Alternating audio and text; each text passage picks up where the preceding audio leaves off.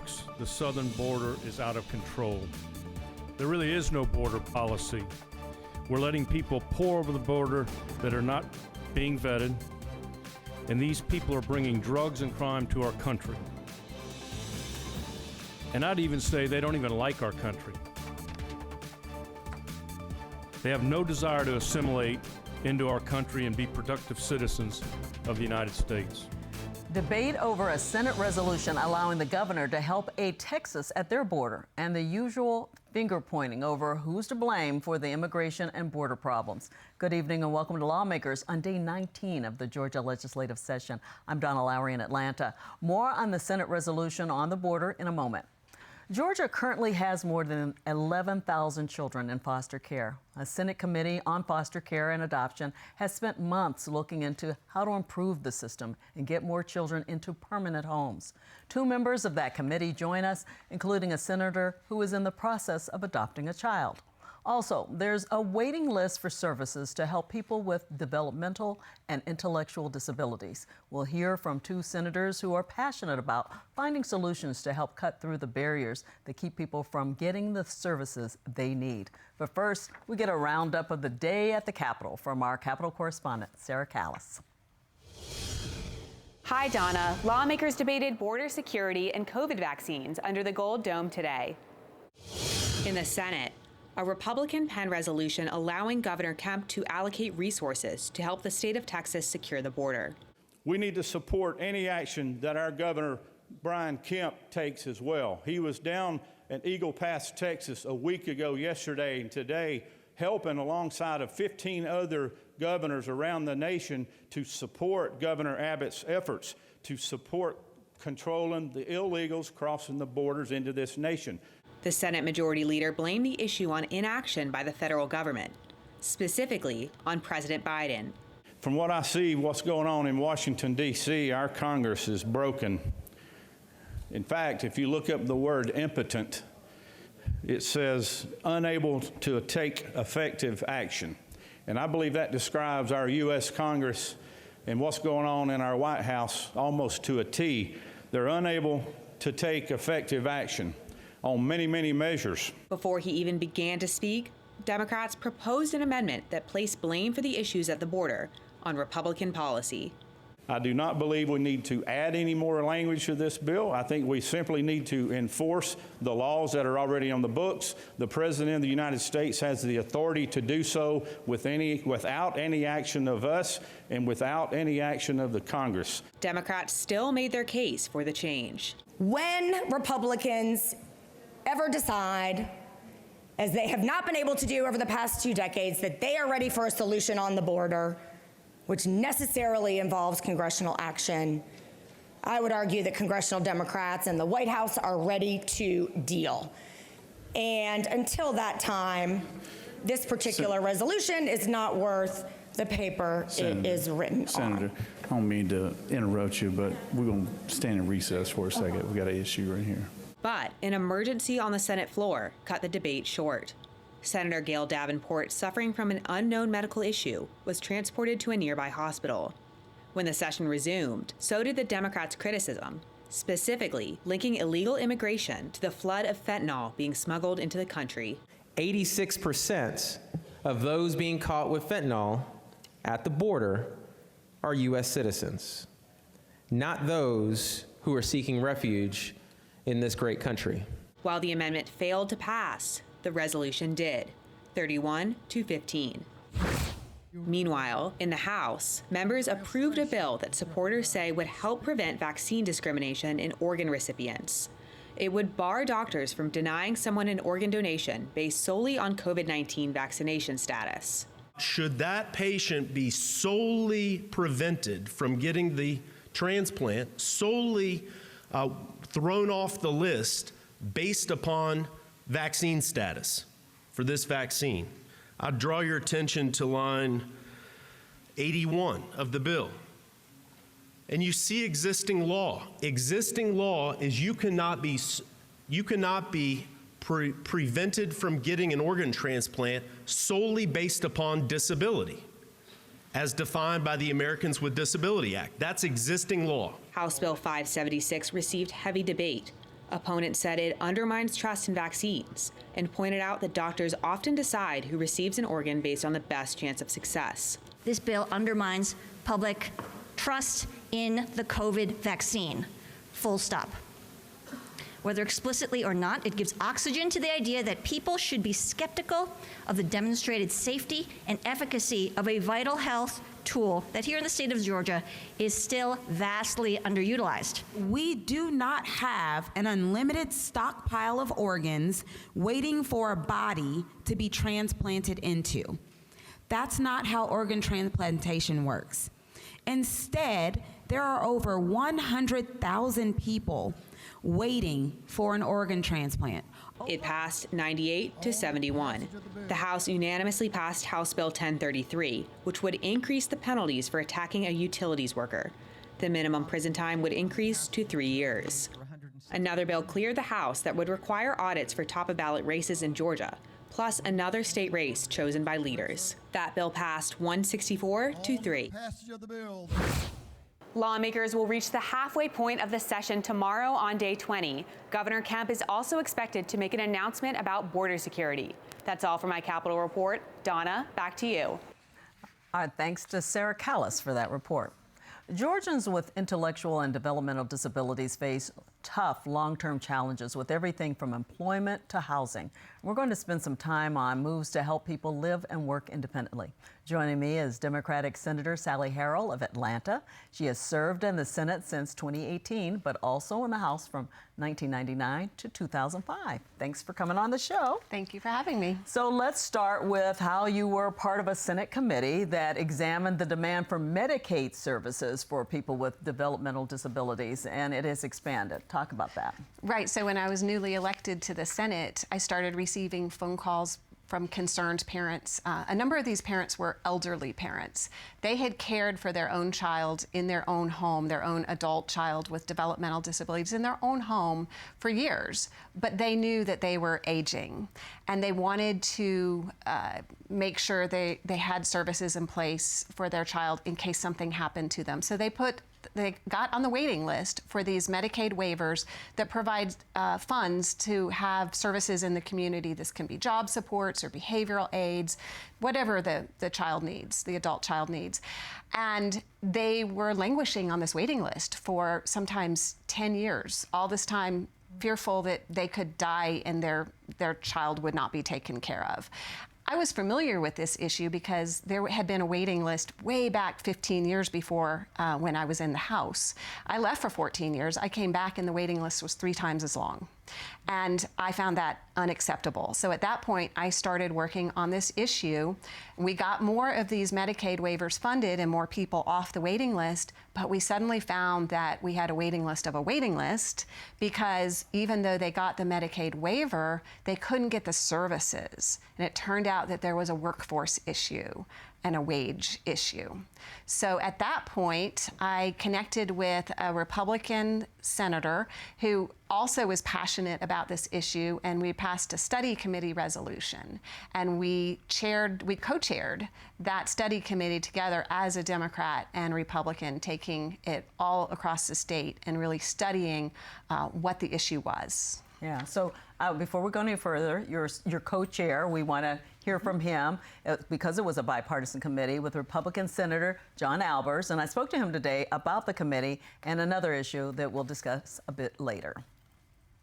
Well, we did a study committee a few years ago to look at our community with special needs. Now, you'll never hear me use the word disability, Donna, and I'll tell you why.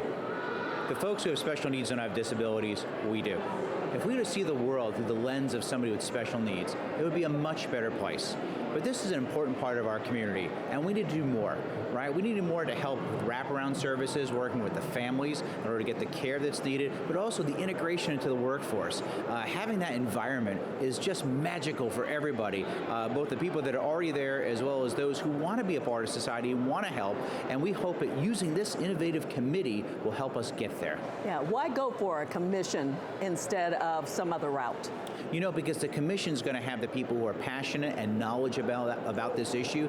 They're going to be the folks that can come together and make sure we connect the dots and make this a reality. I know you have a big heart.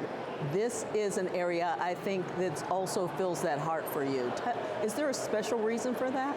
You know, I have always had dear, dear friends with family members and children with special needs. I worked years ago, you might remember, to pass Ava's Law here in the state, participated on many boards from the Miracle League to Tony Nobis of the day and in community. And it's very special to be able to help people out again who need just a little help, but can really bring joy to so many of us.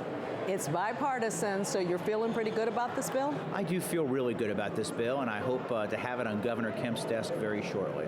Okay, let's switch gears a bit. Let's talk about your EMS bill. Yes, Senate Bill 16 is for EMS reform. We're the only state in the Southeast that has an archaic program of regions where we don't let our local elected officials, our counties and cities, decide for themselves on their ambulance provider. Well, that makes no sense because they get to choose their police, their fire, their 911, their roads, their public health, their water, all the other things. There's only one thing we prevent them from doing, and that just doesn't make sense. I have faith in our local elected officials in order to make those decisions for themselves. It also makes sure there's increased transparency and reporting so we can continue to provide phenomenal care and work together, whether it be public or private. I know there are a few senators who have had problems with EMS. Is that part of the reason for this bill? I actually dropped the bill last year to begin the conversation. Some of those issues happened between last year and this year, so unfortunately the timing was a little bit too ironic, although I don't believe in irony. And I think that this gives us the opportunity to come together now and say, this system is almost 70 years old. In fact, the regions predate when EMS was even invented. So we need to get back to the drawing board and figure out a better way to do this. And again, put the power back with our local elected officials and make sure everybody's doing the right thing to get people really at their most critical time of need. Okay. Again, we'll talk about the EMS bill in a moment, but I want you to talk about the committee and the next steps with this commission. Right, so the study committee really documented the problem and the extent of the problem. We took the study committee all over Georgia. Wherever we went, the rooms were overfilled with people who wanted to talk to us about what was not working. And we realized after listening to all that testimony that this was not going to be solved in 1 year. So when we wrote our recommendations, we recommended that there be a more long-term commission, an innovation commission made up of working committees, modeled after the Mental Health Commission that has been so highly successful in solving the mental health, access to mental health issues here in Georgia. So I authored Senate Bill 198, which does create the Innovation Commission for people living with intellectual and developmental disabilities. That bill passed the Senate Health Committee about a week ago unanimously. So we are very hopeful that we'll be able to get this through this year and really put the experts on the committee that we need so that we can get the job done over the next 5 years. Yeah, so we'll continue to follow that. I do want to say that Governor Kemp has included money, $79 million in the next year's budget for a range of support. That's right. That's for a rate increase. Okay. So we had the Department of Community Health conduct a massive rate study. In other words, we documented what the caretakers needed to be paid. Right now, they are only paid an average of about $11 an hour. Now, you know, this is difficult work that not everyone can do. They're leaving the field for better paying jobs because they can make a lot more money working at Waffle House or Walmart. And so our service providers, which are oftentimes small companies who start just to serve this population, they're actually limiting the services. They're downsizing because they can't find the workers. While at the same time, we're trying to get rid of this waiting list and we're sending more people out to them and they just can't serve them. So these are the issues that the commission needs to grapple with. And the $79 million is to provide the state match for a higher Medicaid reimbursement rate that has to be approved by the Centers for Medicaid Services. Okay. Oh, just real quickly with you on the EMS Yes. question that Senator Albers talked about, that is something you approve of too in terms of making sure it's more local control? It is certainly something some of the cities in my district want. We've had numerous complaints of people calling an ambulance and nobody showing up. And you know, when you call an ambulance, you expect it to get there quickly. And I was hearing reports of even 2-hour delays, or even people being told, well, drive the person there yourself. Yeah, those are horror stories. They really are. We're going to keep up on that too. Thanks so much for coming on the show. Thank you for having me. So coming up, 2 more senators join us to talk about efforts to improve the state's foster care and adoption programs. You won't want to miss it, so stay with us.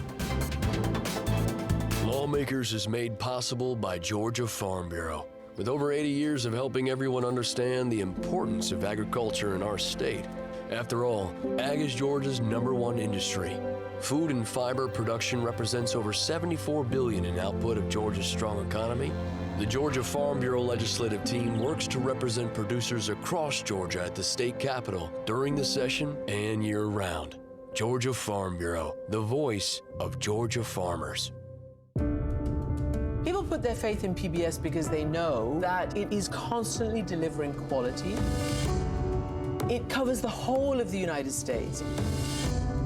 It's a free and independent media. We go where the viewers are. What are the conversations that are happening right now? We feel that civil discourse is a civic responsibility. What we do is authentic reporting that people can trust. We give time so you can hear voices on all sides of an issue. This is the place that people turn to for stories that matter. And they know that when they walk away, they will have learned something about the world around them. That's why this makes PBS important for daily life and, in the end, our world.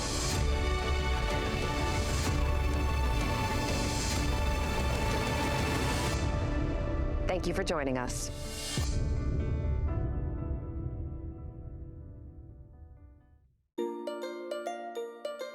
Community. Learning, working, playing, celebrating. Doing life is always better together. At GPB, we aim to provide you with the tools to be able to do life together well. Our mission to educate, inform, and entertain inspires everything from our wide range of programming to our stimulating radio conversations to our fun in-person events. We've got something for everyone. Visit gpb.org/community to learn more about our upcoming events. Welcome back to Lawmakers. I'm Donna Lowry. Georgia has 11,000 children in foster care, with some who are eligible for adoption and many with complex issues and needs. Joining me are 2 senators who spent months on a committee to look at those problems. Republican Senator Kate Kirkpatrick of Marietta, she's chair of the Senate Children and Families Committee, and Democratic Senator Kemp Jackson of Stone Mountain is a member of that Senate Committee on Children and Families. So welcome to both of you. Senator Jackson, I'm going to start with you because you're in the process of adopting a child.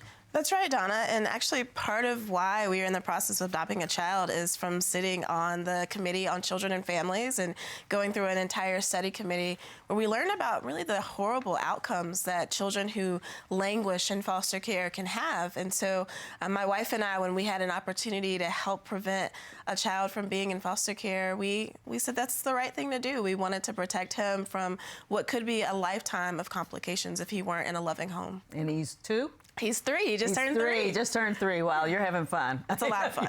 It's a lot of work, too. Chair Kirkpatrick, what led to, can you tell us briefly why the commission was even created? I'm sorry. Well, we are so fortunate because we're at this window in time where we've got the people that we need to deal with this issue. Lieutenant Governor Jones decided that we needed this committee because of his passion for foster care and adoption issues. The governor has been supportive of the issue as well, and we've got a lot of experience on the committee from different people that have worked in different parts of the system, and we've got a commissioner who is fired up about this issue, Commissioner Broche at DHS. Yeah. And so we've been able to really start to move the ball down the field, and we're not finished yet. Okay, I forgot to say it was a committee. You're going toward a commission, so we'll get into that in a minute. But I want to go through some of the recommendations of your committee, and here's the list. So one of them is permanency, And that's something we'll talk a little bit more about. State ID cards, case manager retention, legitimation, expanding infant toddler courts, foster and adoptive parent retention, and adoption assistance rates. So there's a lot there. Let's start with permanency. What is that all about? Well, what we learned in our, we have the Standing Children and Families Committee, but we also had a robust study committee over the interim, the Foster Care and Adoption Study Committee, and it was really drinking out of a fire hose. But one of the things that was on top of everybody's list when we finished the committee was that the timeline to permanency for kids in the custody of the state, whether it be reunification or whether it be adoption, the longer it takes to get there, the more problems the kids tend to have. And so that's what the timeline to permanency is about, and we actually are hearing the bill in committee tomorrow that I call the shot clock bill. It's Senate Bill 401. Speeding up some things. We'll keep an eye on that. So the next thing was state ID cards. I'm thinking that's for older kids? Right, it is especially for older kids because, you think about it, if a kid wants to get a license, a driver's license, and they don't have an ID or a pathway, they don't have a parent to sign for that ID, it creates a problem, right? And so we've put the onus on the state and on DDS specifically to pay for that ID and to help make children have them. And then for younger children who are not old enough to have a state ID, we ask that they have a picture.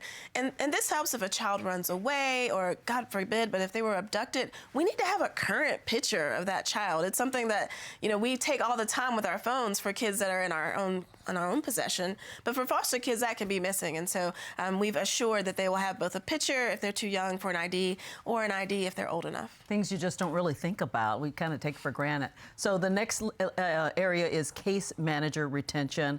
I'm thinking this may have to do with wages and just workforce issues that we're hearing from everyone. Well, part of the solution is money, but that's not the only solution. And these people that are frontline caseworkers have really hard jobs, and they need as many resources as we can give them.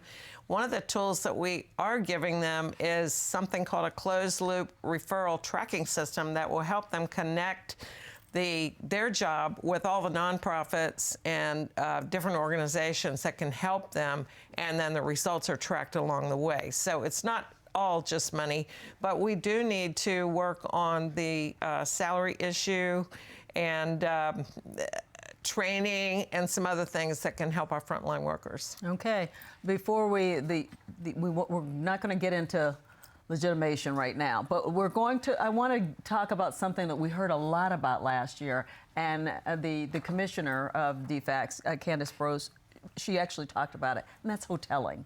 And she had great news at the beginning of the session about how far they've come in that issue. And that news continues to be great. I asked the commissioner for the numbers just today, and last night we had only two children who stayed in hotels last night. That's in comparison of upwards of 60 children when we first became aware of this issue.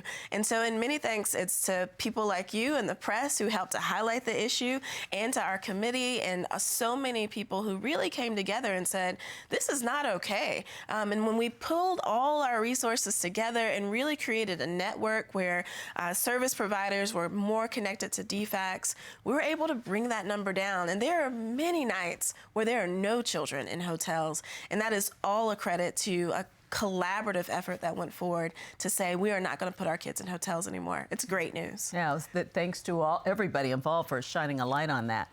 Let's get to the next thing, and that is something that I didn't even know existed, expanding infant toddler courts. What are they? They're really family courts, but they're designed to deal with younger children and their parents, because we know that we have to start upstream to keep these kids from getting into really complicated situations when they're older. And we have some models to look at. We've got a great advocate at Children's Hospital, Dr. Constantino, who was on our study committee, and he had a lot of experience with infant and toddler courts in Missouri, where he came from. There's a pilot going on in Georgia right now, and we're anxiously awaiting what we think will be great results and looking forward to expanding that program. And that's moving the system along faster, like you talked about in the Well, and beginning. starting earlier in the process. When they're young, yeah. Okay, so the next thing is foster parents and adoptive parents retention, trying to keep them in the process. It's a tough job. That's right. It is a very tough job to take on a child. I know that personally at this point, and it can be really hard. Some of the children who are in foster care have a lot of high needs. They have difficulty situations, and so being able to incentivize foster parents, to encourage them, to be able to collaborate with one another. We have some support groups now that for foster families that have been really important. I'm actually a part of a larger study group that's looking specifically at other ways to really shore up and support foster families. We don't have enough. I want to say that right now. If anybody is listening and wants to be a foster parent, we don't have enough foster parents. But the ones that we have, we want to be really intentional about keeping them and keeping them even as they continue to age out. The children in their home may age out, but we'll say, come on, let's start all over again. We'll support you in that process. Okay. And so I'm thinking this last issue has to do a little bit with that, and that is the rates for foster and adoptive parents, being able, the money that they receive to help them through this process. Yes, a lot of the rates for the foster and adoptive parents have not been really raised for a long, long time. And post-adoption support is very important because we want those adoptions to work and not fail. And so the money is only a part of a bigger issue, but we definitely need to take a close look at that this year in the budget. So we're just looking at the rates. We at this point, nothing in the budget, but you're thinking something might. You know, we're in the middle of that process right now, so I don't want to make any predictions about where that's going to go, but I know that our appropriations chair is very aware of the issue and will do whatever he can do to help. Yeah, so right now, getting that commission started is a priority. No, we're not doing a commission. We're actually just continuing to work on the recommendations from our study committee, and then we have a standing Children and Families Committee, and we're trying to smooth the barriers that are in place. So we've got the bill on the timeline. We've got the bill on state ID. We've got, the department has a number of bills. So we're just continuing to make progress while we've got all the people in place communicating well with each other over the next year or so. So different bills will take care of all of this. You just got to keep moving. I don't know. You can't do one big comprehensive bill. No. This is too complicated. It's a multi-year process. We just want to keep it moving. It's a multi-year process, and it's also a process where we're learning and refining along the way, right? So we'll make some changes and implement some really important things, and we'll learn from that, and we'll make some shifts as we go. So thankfully, it's a team. It's a bipartisan effort. It's a really, Children and Families is the only feel-good committee I'm really on, but it feels good because we're able to work across the aisle, but also because we're doing something that really matters, which is helping to take care of Georgia's children. Yeah, it's a high priority for the governor. Yes, and the lieutenant governor as well. Yeah. And again, the commissioner's just been a champion for these vulnerable kids. And so we're communicating between defects under DHS, DCH, DBHDD, and having different agencies working together on the same subject matter is really powerful, and we should do it on everything. Yeah, it sounds like it. I wanted to do something and make sure people who are interested, as far as you mentioned earlier, to get involved in foster care. I want to put up the number for if you're interested in the Georgia foster care and adoption information. The number is 1-877-210-KIDS or 5437, 1-877-210-KIDS. So we'll see if we can get more people involved. But thank you for the work that you're both doing on this. I think it's something that we can all appreciate as Georgians. I appreciate that. So that does it for Lawmakers Today. Tomorrow is, believe it or not, the 20th day, which means it marks the halfway point in the session. And we'll have a report on what Governor Kemp had to say at a press conference on border security. He has that scheduled for tomorrow. In the meantime, we hope you have a good night.